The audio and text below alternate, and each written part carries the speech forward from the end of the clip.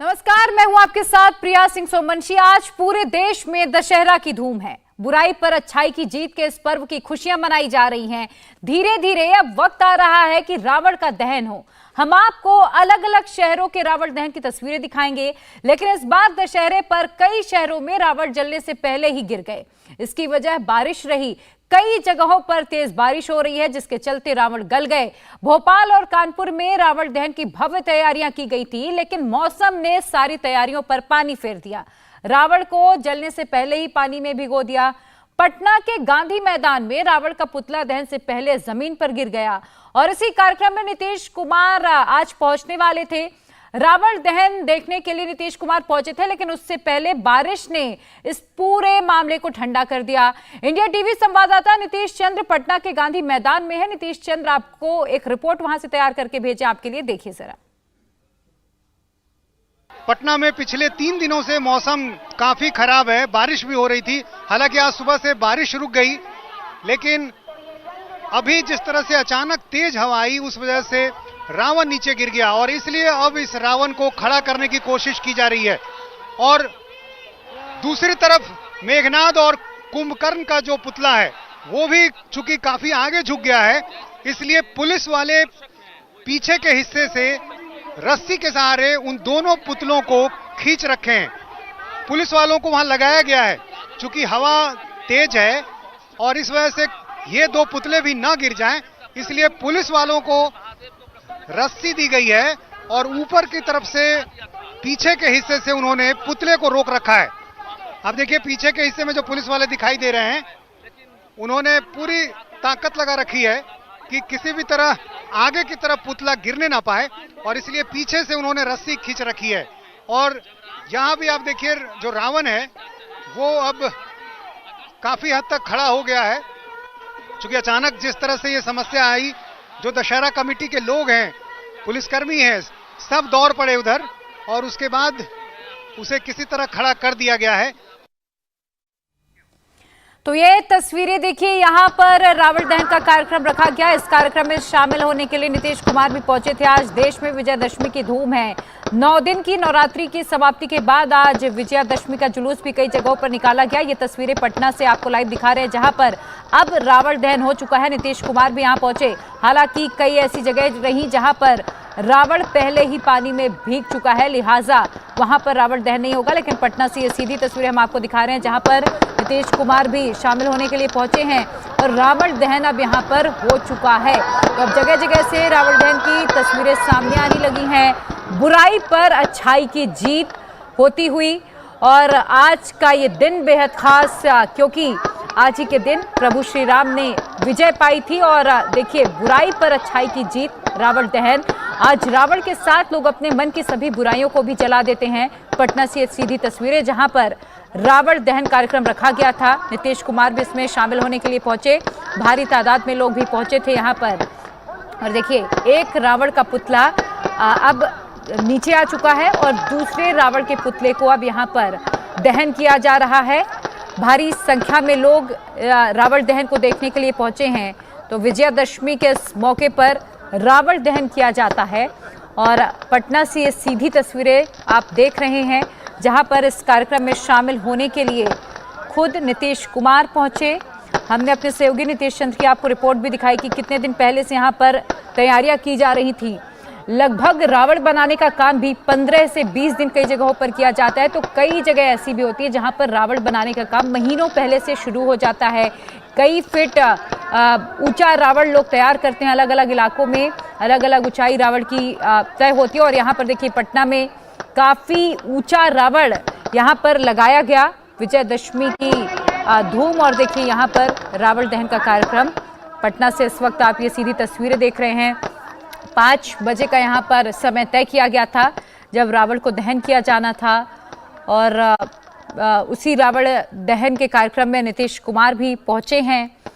साथ ही हम आपको ये भी बता दें कि आज देश के अलग अलग इलाकों में रावण दहन किया जाएगा। रावण दहन की परंपरा वर्षों से चली आ रही है, भारतीय संस्कृति का हिस्सा रही है। जब नवरात्रि के 9 दिन पूरे हो जाते हैं तो 10वें दिन रावण दहन कार्यक्रम होता है। और हमारे सहयोगी पटना से और अधिक अपडेट के साथ नीतीश चंद्र जुड़ चुके हैं। नीतीश, खुद सीएम नीतीश कुमार भी यहां पर पहुंचे रावण दहन के लिए, क्या तस्वीरें इस वक्त? जी हाँ, नीतीश कुमार खुद पहुंचे थे और उन्होंने जो पहले झांकी निकलती है जिसमें राम लक्ष्मण और तमाम जो पात्र होते हैं उनकी आरती उतारी है और उसके बाद वो फिर मंच पर अभी पहुंचे हैं और रावण दहन का जो कार्यक्रम है वो शुरू हो चुका है पटना के गांधी मैदान में। सबसे पहले सोने की लंका में आग लगाई गई है और उसके बाद एक एक करके मेघनाद, कुंभकर्ण और फिर रावण का पुतला दहन किया जाएगा।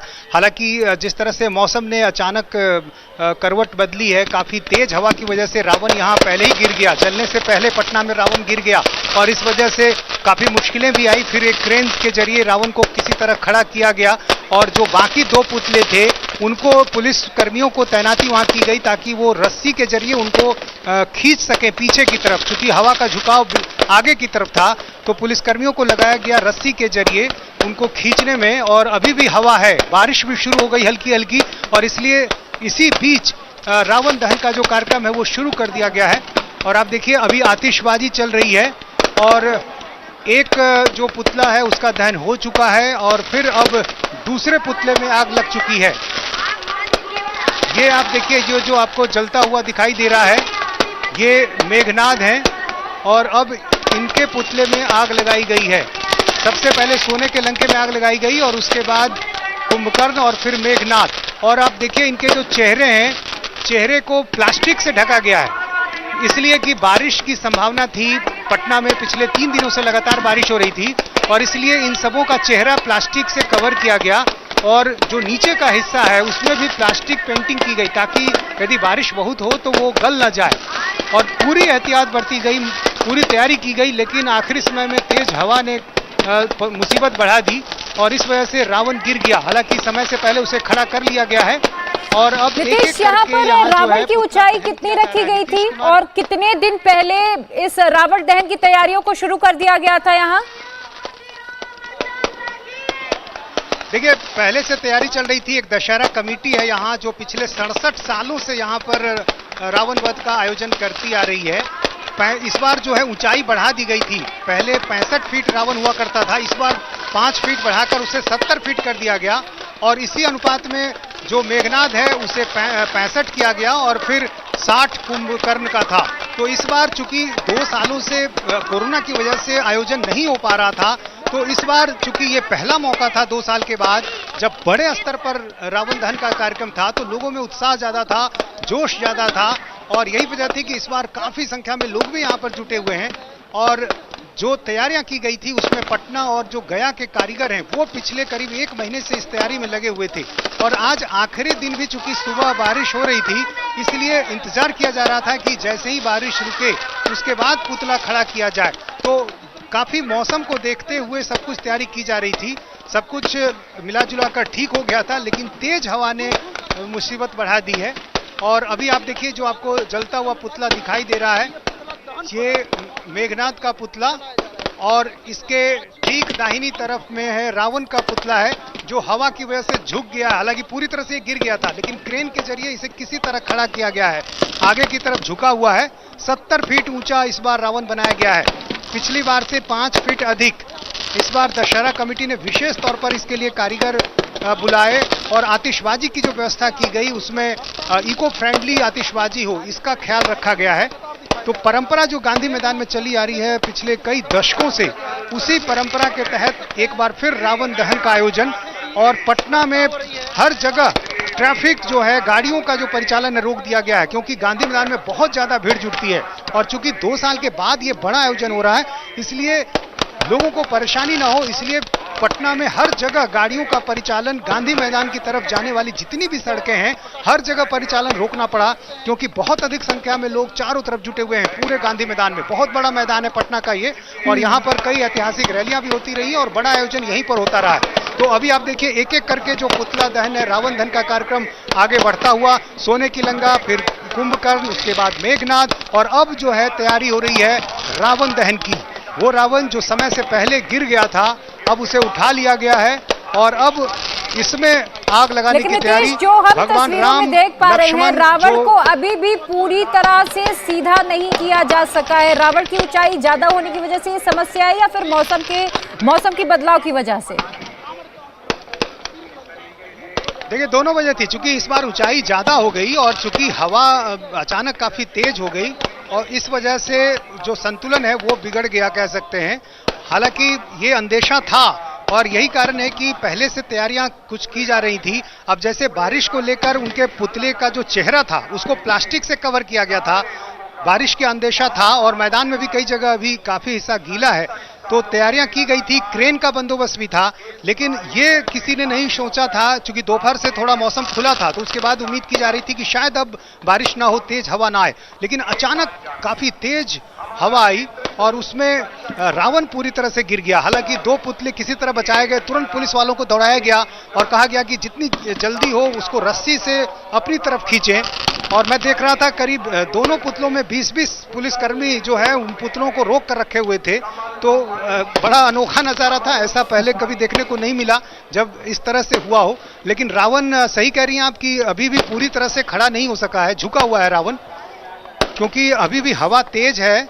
तो ऐसे में क्रेन लगाया गया है, पीछे के हिस्से में क्रेन लगाया गया है और अब देखिए पुतले में आग लगा दी गई है। नीचे के हिस्से में, रावण के हिस्से में आग लगा दी गई है। चूंकि मौसम को देखते हुए भी कार्यक्रम में थोड़ी तेजी की गई। नीतीश कुमार जैसे ही पहुंचे उसके बाद तुरंत जो झांकी का कार्यक्रम होता है, आरती का कार्यक्रम होता है, वो सब तुरंत किया गया, क्योंकि मौसम बहुत तेजी से बदल रहा था। हल्की बारिश भी शुरू हो गई। मैदान में जो लोग थे वो बारिश में भी बने रहे। कोई भी इस मौके को गंवाना नहीं चाहता, हर कोई इस मौके को करीब से देखना चाहता है। और सिर्फ पटना ही नहीं बल्कि आसपास के जिलों से, गांव के दूर दराज के इलाकों से लोग यहां पर आते हैं इसको देखने के लिए। और अब देखिए, ये रावण जो पहले ही से झुका हुआ है उसमें अब आग लग चुकी है। जो आतिशबाजी उसमें की गई थी पहले से, उसमें आग लग चुकी है। आगे के हिस्से में काफी धुआं हो गया है और अब उस नीचे के हिस्से में आग लगने के बाद अब ये आतिशबाजी आप देख रहे हैं, ये इको फ्रेंडली आतिशबाजी पिछले कुछ सालों से ये शुरू की गई है परंपरा। और खास तौर से इस बार ऊंचाई को देखते हुए स्पेशल कारीगर बुलाए गए। गया और पटना के वो कारीगर थे और जब से ये परंपरा चली आ रही है तब से कोशिश ये की जाती है कि हर बार कुछ इसमें नया किया जाए। इस बार ऊंचाई बढ़ाई गई जी। और अब देखिए, ये रावण धू धू कर जलता हुआ पटना के गांधी मैदान में रावण धू धू कर जल रहा है। बुराई का प्रतीक रावण जलता हुआ, ये सीधी तस्वीरें आप देख रहे हैं पटना के गांधी मैदान से।